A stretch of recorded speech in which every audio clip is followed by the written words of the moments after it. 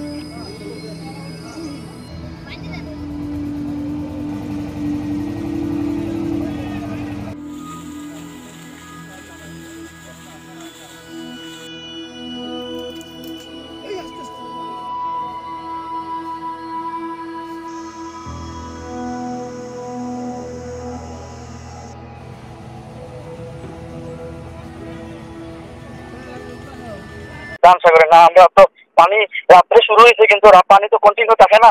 কারণ হচ্ছে পানি এখানে সব সব কন্টিনিউ পানি যদি থাকতো তাহলে সমস্যা হতো না, রাত্রে নিয়ন্ত্রণে নেওয়া যেতে পারতো।